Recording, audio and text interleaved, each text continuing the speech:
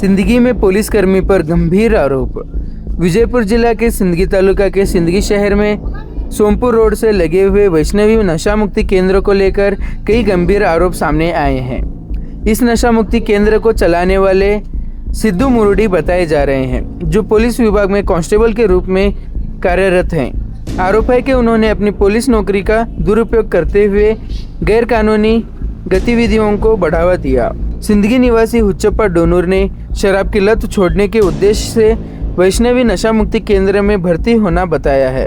शुरुआती 1 हफ्ते तक इलाज देने के बाद नशा छुड़ाने के बहाने उनके साथ मारपीट की गई, ऐसा आरोप है। इसके अलावा सिद्धू मुरुडी पर यह भी आरोप है कि वे देवरिप्परगी पुलिस स्टेशन के बीट क्षेत्र में अवैध शराब बेचने वालों को सहयोग देते हैं। आरोप के मुताबिक हर अवैध शराब दुकान से महीने के 3 से 4 हज़ार रुपये तक मामूली राशि वसूली की जाती है। एक तरफ जहां अवैध शराब व्यापार को बढ़ावा देने के आरोप लगते हैं, वहीं दूसरी तरफ नशा मुक्ति केंद्र चलाकर लोगों की जिंदगी के साथ खेलने का भी आरोप लगाए जा रहे हैं। नशा मुक्ति केंद्र में भर्ती मरीजों से ज्यादा पैसे वसूलना, में पुलिसों कहकर धमकाना और मारपीट करवाना जैसे गंभीर आरोप भी सामने आए हैं। इन सब आरोपों को देखते हुए सिंदगी तालुका के जागरूक नागरिकों ने श्रम अधिकारियों से मांग की है कि तुरंत मामला दर्ज कर दोषियों के खिलाफ कानूनी कार्रवाई की जाए और पीड़ित नशा पीड़ितों को न्याय दिलाया जाए।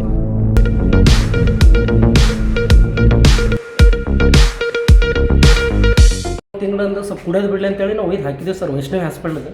ಸಿದ್ದು ಪೊಲೀಸ್ ಅಂತ ಹೇಳ್ರಿ ಅವನು ಹಾಕಿದ್ದೀವಿ ಸರ್. ಹಾಕ್ಯಾನ ಒಂದು ತಿಂಗಳ ತನಕ ಆಯ್ತು, ಅವ್ನಿಗೆ ಸರಿಯಾಗಿ ಆರಾಮ ಮಾಡ್ತೀವಿ, ಸಲೈನ್ ಹಚ್ತೀವಿ ಮತ್ತು ಟ್ಯಾಬ್ಲೆಟ್ ಕೊಡ್ತೀವಿ ಅವ್ನಿಗೆ ನಿದ್ದೆ ಗುಳಿಗೆ ಅಂತ ಹೇಳಿದ್ರು ಸರ್ ನನಗೆ.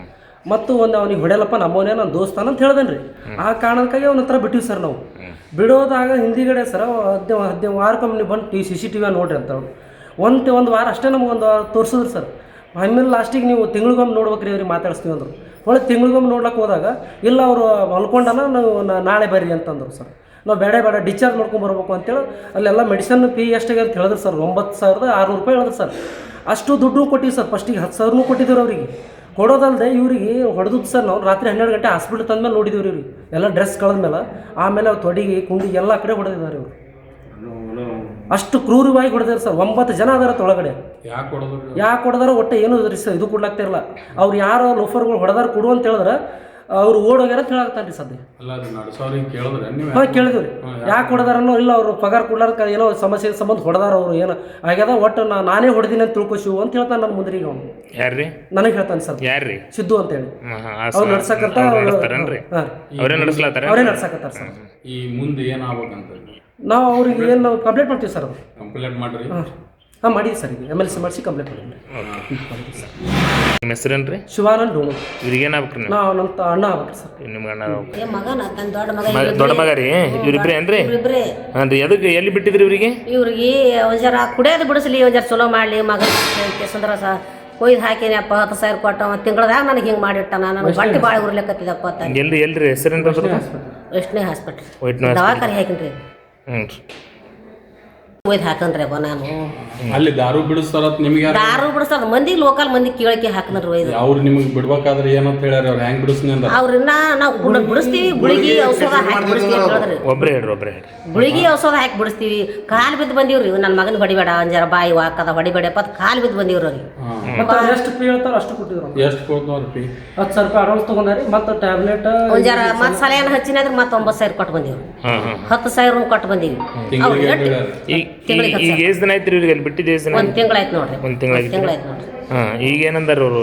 ಎಲ್ಲಿ ಬಿಡೋದಾಗಿದ್ರಿ 3 ತಿಂಗಳ ತನಕ ಅವ್ನಿಗೆಲ್ಲ ರೆಡಿ ಮಾಡಿಬಿಡ್ತೀವಿ ನಿಮ್ಗೆ ಅಂದರು. ನಾವು ಬಿಡಲ್ಲಪ್ಪ ನನ್ನ ಮಗ ನಿಮ್ಮ ಹಂಗೆ ಮನಾರ್ ನಾವು ಬೆಳೆಸೀವಿ, ನಾವು ಏನು ದಗದ್ ಕಚ್ಚಿಲ್ಲ, ಉಳಿದ ಸಂಬಂಧ ಇದು ಹಾಕಿನ ತಿಳಿಕೆಸಂದ್ರೆ ಅವನಿಗೆ ನಾವು ಒಯ್ದು ಹಾಕಿನಿ. ತಿಂಗಳದಾಗ ಬಿಡಿಸೋಂಬರಾಗ ಒಳಗಿಂದ ಹೊರಗೆ ತರದ ಅವ್ನಿಗೆ ಮಡಿಲಿಲ್ಲ ನಮಗೆ. ನಾವು ಬಿಡಿಸೋಂಬರ್ಲಾಕ ಹೋಗಿದ್ದೇವ್ರಿ. ಕರ್ಕೊಂಬರ್ಲಾಕ ಹೋಗಿದ್ದೀನಿ ರೀ. ಒಂದು ಕಿರ್ಸೇರ್ಗೆ ಆರ್ಡರ್ ಕೊಟ್ಟಾನ.